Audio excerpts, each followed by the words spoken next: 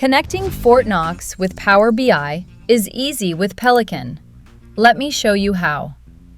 Sign up for a free Peliqan account. Once you're logged in, head to Connections. You get a built-in data warehouse right out of the box. From here, click on Add a Connection, then search for Fortnox. Then add it as a connector. As soon as the connection is established, a pipeline is created automatically. Your data is instantly available as tables inside the warehouse. Now open Power BI. Select Get Data from Another Source. Choose Postgres as the database type.